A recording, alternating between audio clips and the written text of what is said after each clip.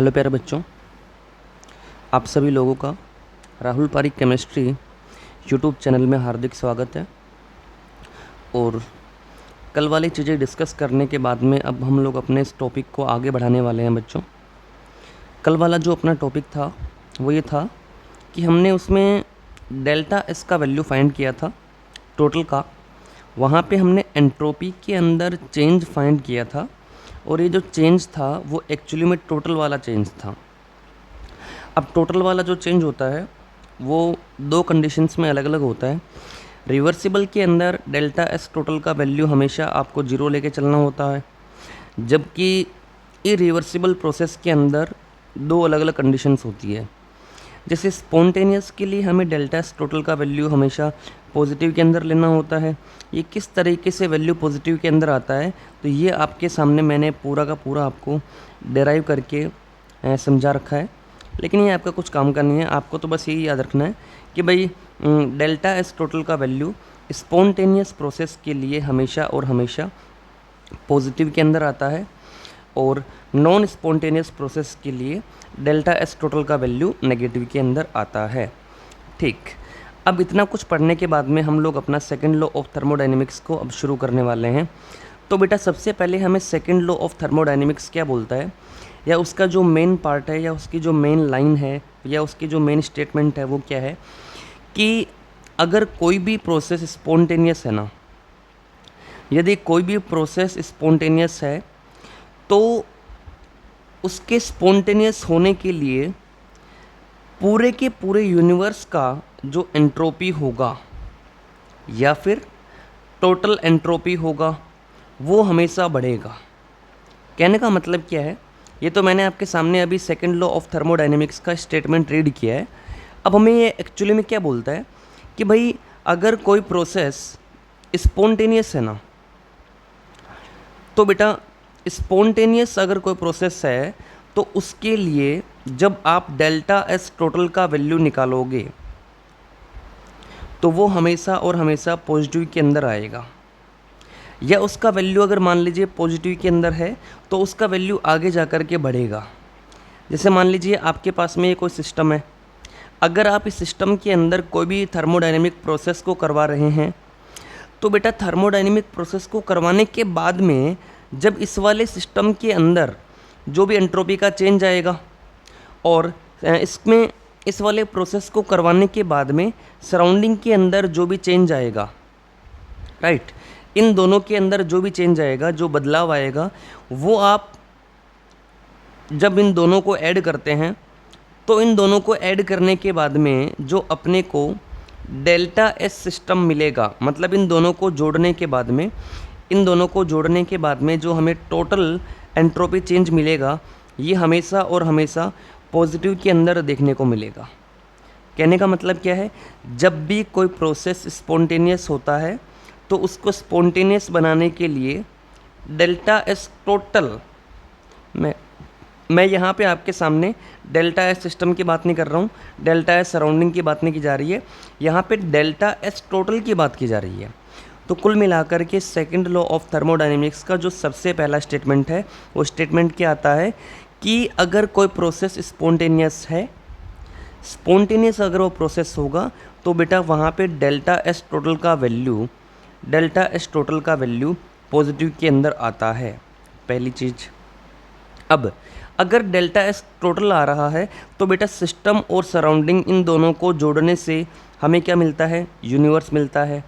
तो मैं delta S total को यहाँ पे एक अलग तरीके से भी बता सकता हूँ, डेल्टा एस यूनिवर्स, क्योंकि टोटल के अंदर सिस्टम और सराउंडिंग दोनों आते हैं। इसका मतलब टोटल एंट्रोपी पॉजिटिव के अंदर आएगी या फिर वो बढ़ेगी। या इसी तरीके से अगर मैं टोटल की जगह पे यूनिवर्स को हटा करके लिखता हूँ तो यूनिवर्स का जो एंट्रोपी है वो भी पॉजिटिव के अंदर जाएगा। कुल मिलाकर के फर्स्ट लॉ ऑफ थर्मोडायनेमिक्स से जब पूछा गया था कि क्यों कुछ प्रोसेस स्पॉन्टेनियस होते हैं, क्यों कुछ प्रोसेस नॉन स्पॉन्टेनियस होते हैं, तो इसके पीछे उसके पास में कोई भी कंसेप्चुअल एक्सप्लेनेशन नहीं था। तो बेटा हमें सेकंड लॉ ऑफ थर्मोडायनेमिक्स जो है उसी कमी को दूर करके एक स्टेटमेंट देता है कि आपको यहाँ पे डेल्टा एस टोटल का वैल्यू अगर पॉजिटिव के अंदर आ रहा है किसी भी प्रोसेस के लिए तो वो प्रोसेस स्पॉन्टेनियस होगा, और अगर नहीं आ रहा है तो वो प्रोसेस नॉन स्पॉन्टेनियस होगा। ठीक है। अब दो स्टेटमेंट आपके एग्जाम में बार बार पूछे जाते हैं। पहला स्टेटमेंट क्या आता है कि for spontaneous process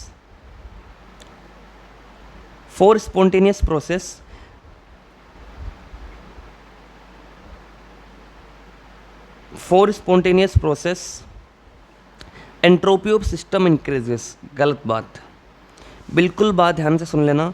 second law of thermodynamics का जो स्टेटमेंट है, उसको स्टेटमेंट को लेकर के कई बार आपसे क्वेश्चन पूछा जाता है। वो क्वेश्चन ऐसा आता है कि आपको वो लाइन बोल देगा कि for spontaneous process entropy of system increases. गलत बात। अगली बात बिल्कुल ध्यान से सुनना, एग्जाम के अंदर यह आपको ऐसे ही बोल सकता है कि for spontaneous process entropy of surrounding increases. ये भी बात बिल्कुल गलत है। आपको यहाँ पे टोटल एंट्रोपी लेके चलना होता है, न कि किसी इंडिविजुअल सिस्टम का या सराउंडिंग का। कहने का मतलब क्या है कि स्पॉन्टेनियस प्रोसेस के लिए कभी भी सिस्टम का एंट्रोपी बढ़ता है, कम होता है, इससे हमें कोई लेना देना नहीं है। हमें यहाँ पे टोटल एंट्रोपी से लेना देना होता है। अगली बात, for spontaneous process isolated system entropy increases. ये बात बिल्कुल सही है, क्योंकि जब हम लोगों ने चैप्टर को स्टार्ट किया था ना, तो उस समय पर आपको मैंने कहा था कि अगर आप सिस्टम को आइसोलेटेड मान लीजिए, यदि आप सिस्टम को आइसोलेटेड मान लेते हैं ना बेटा, तो उसको हम एक्चुअली में एक यूनिवर्स ही मान सकते हैं। राइट। मतलब अगर आपने सिस्टम को आइसोलेट कर लिया तो उसके पास में कोई सराउंडिंग है नहीं, अब जो कुछ है वही अपना यूनिवर्स है। तो कहने का मतलब क्या है कि स्पॉन्टेनियस प्रोसेस के लिए पहली लाइन क्या है, टोटल एंट्रोपी इंक्रीज होती है। बिल्कुल सही बात। सेकंड, यूनिवर्स की एंट्रोपी इंक्रीज होती है। ये बात भी सही है। तीसरी बात ये है कि आइसोलेटेड सिस्टम की एंट्रोपी इंक्रीज होती है। ये बात बिल्कुल सही है। लेकिन कभी भी स्पॉन्टेनियस प्रोसेस के लिए सिस्टम का एंट्रोपी बढ़े, ये हमें इससे कोई मतलब नहीं है। सराउंडिंग का एंट्रोपी बढ़े, इससे भी हमें कोई मतलब नहीं है। कुल मिलाकर के अपने को तो डेल्टा एस टोटल से मतलब है, या फिर यूनिवर्स की एंट्रोपी से मतलब है। तो एक बहुत ही ज़्यादा इंपॉर्टेंट नोट है कि किसी भी प्रोसेस के स्पॉन्टेनियस होने या नहीं होने में कौन ऐसी चीज़ है जो हमें बताएगा, वो होता है सेकंड लॉ ऑफ थर्मोडायनेमिक्स। कहने का मतलब क्या है कि भाई अगर अपने पास में कोई प्रोसेस स्पॉन्टेनियस है या नहीं है, उसके पीछे जो कंसेप्चुअल एक्सप्लेनेशन होती है वो कौन हमें प्रोवाइड करने का काम करता है, तो वो बेटा सेकंड लॉ ऑफ थर्मोडायनेमिक्स हमें प्रोवाइड करने का काम करता है। तो इसी चीज़ को जो मैंने आपको अभी इंग्लिश में समझाया है, इसी को मैंने हिंदी मीडियम के अंदर आपके लिए आसानी बनाने के लिए नीचे इसको हिंदी मीडियम के अंदर लिख दिया है। लेकिन कुल मिलाकर के अपना जो मेन काम है, मेन अपना जो कंसेप्ट है वो यही है कि बेटा सेकंड लॉ ऑफ थर्मोडायनेमिक्स हमें किसी भी प्रोसेस के स्पॉन्टेनियस या नॉन स्पॉन्टेनियस होने के पीछे का कंसेप्चुअल एक्सप्लेनेशन प्रोवाइड करता है, पहली चीज़। अब अगर मैं सेकंड लॉ ऑफ थर्मोडायनेमिक्स के पास में जाता हूँ कि सर ये वाला प्रोसेस स्पॉन्टेनियस है या नॉन स्पॉन्टेनियस है, तो सेकंड लॉ ऑफ थर्मोडायनेमिक्स हमें क्या बोलता है कि आप इस वाले प्रोसेस के लिए डेल्टा एस टोटल का वैल्यू फाइंड कर लो। ठीक। अगर मैं उस प्रोसेस के लिए डेल्टा एस टोटल का वैल्यू फाइंड कर लेता हूँ, और अगर ये वाला वैल्यू मुझे पॉजिटिव के अंदर देखने को मिल रहा है, इसका मतलब कि ये वाला जो प्रोसेस है वो स्पॉन्टेनियस होगा। और अगर डेल्टा एस टोटल का वैल्यू यहाँ पे मुझे नेगेटिव के अंदर मिल रहा है, इसका मतलब ये कैसा होगा बेटा, नॉन स्पॉन्टेनियस होगा। ओके। अब कोई प्रोसेस स्पॉन्टेनियस है या नॉन स्पॉन्टेनियस है, ये पता लगाने के लिए मुझे डेल्टा एस टोटल का वैल्यू फाइंड करना होगा। ओके।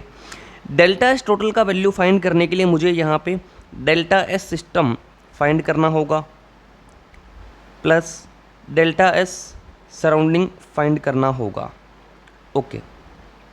कि भाई कोई प्रोसेस स्पॉन्टेनियस है या नॉन स्पॉन्टेनियस है, ये पता लगाने के लिए मुझे डेल्टा एस सिस्टम फाइंड करना होगा और डेल्टा एस सराउंडिंग फाइंड करना होगा। ये दोनों फाइंड करने के बाद में मुझे इन दोनों को आपस में जोड़ना होगा, और जैसे मैं इन दोनों को आपस में जोड़ दूंगा तो मुझे वहाँ पर डेल्टा एस टोटल का वैल्यू मिल जाएगा। लेकिन समस्या यहाँ पर आती है बेटा कि जैसे सिस्टम का जो साइज़ है ना, ये तो एक्चुअली में हमारे लिए बहुत ही ज़्यादा छोटा होता है। ये हम बोल सकते हैं कि इसको हम आराम से निकाल सकते हैं। राइट।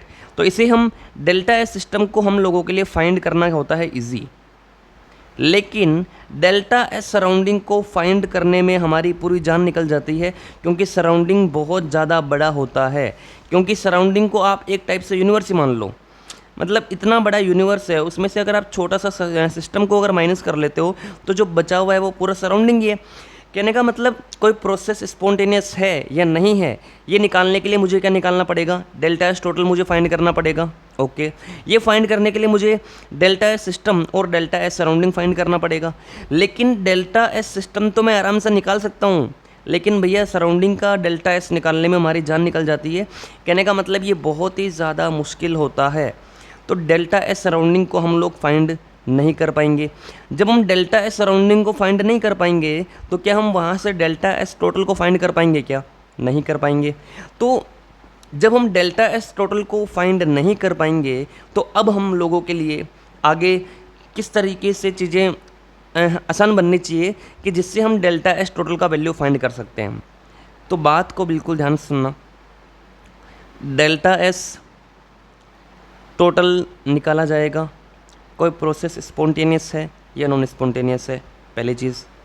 ये निकालने के लिए मुझे डेल्टा एस सराउंडिंग फाइंड करना पड़ेगा, लेकिन डेल्टा एस सराउंडिंग को मैं फाइंड कर नहीं पा रहा हूँ। क्यों नहीं कर पा रहा हूँ बेटा? क्योंकि इसका जो साइज़ है बहुत ज़्यादा बड़ा होता है, तो इसके लिए डेल्टा एस सराउंडिंग हम फाइंड नहीं कर सकते हैं। ओके, जैसे मान लो ये अपनी कोई क्लास है और क्लास के अंदर 62 बच्चे बैठते हैं, मान लीजिए। अब 62 बच्चे बैठते हैं तो उसमें से हर बच्चे का जो नेचर है वो पढ़ाई के अंदर कितना इंटेलिजेंट है, घर जाके कितनी पढ़ाई करता है, या उसके जो डेली एक्टिविटीज़ है वो कैसी है, या उसका जो शेड्यूल है वो कैसा है। अब हर बच्चे के लिए तो भाई देख करके हम बता नहीं सकते हैं। तो उसके लिए हमें जैसे कौन बच्चा कितना इंटेलिजेंट है, वो घर पे कितनी पढ़ाई कर रहा है, इन सब चीज़ों को फाइंड करने के लिए हमारे पास में कोई ऐसा डायरेक्टली कोई पैरामीटर है नहीं कि हम देख करके बता सकते हैं। तो इसलिए हमने इन्हीं चीज़ों का जो सोल्यूशन है वो फाइंड करने के लिए एक अपने पास में एक तरीका होता है, उसको कहा जाता है टेस्ट।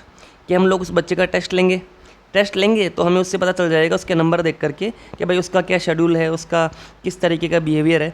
तो कुल मिलाकर के सीधा सीधा हम लोग उसका बिहेवियर नहीं समझा सकते हैं। कहने का मतलब डेल्टा एस सराउंडिंग हम निकाल नहीं सकते हैं।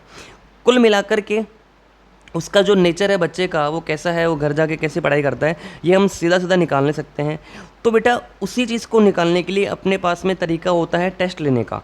उसी तरीके से डेल्टा एस सराउंडिंग अगर हमें नहीं निकाल सकते हैं तो हमें कोई एक ऐसा पैरामीटर निकालना पड़ेगा, जैसे हमने यहाँ पर क्या निकाला था, टेस्ट।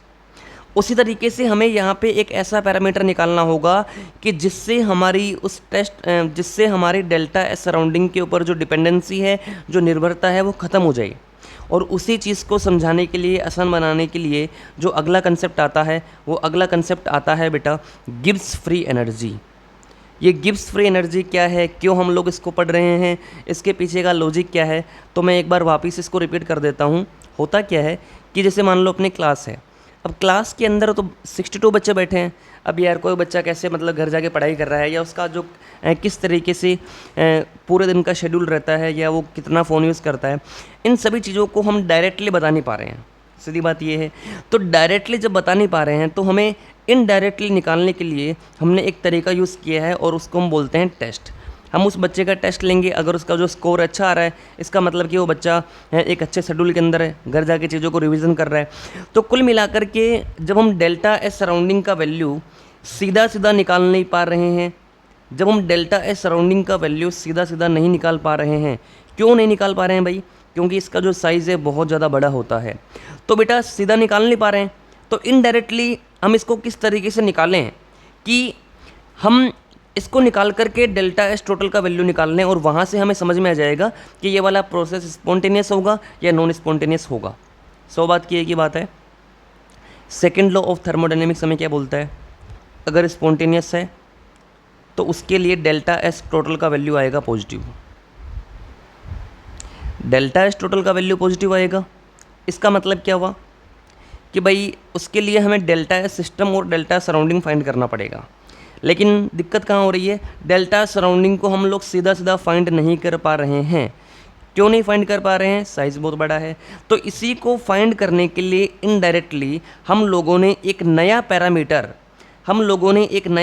फाइंड किया है, जो हमारी क्या हेल्प कराएगा, स्पॉन्टेनिटी ऑफ प्रोसेस को फाइंड करने में हमारी हेल्प कराएगा। बिल्कुल बात को ध्यान से सुन लेना।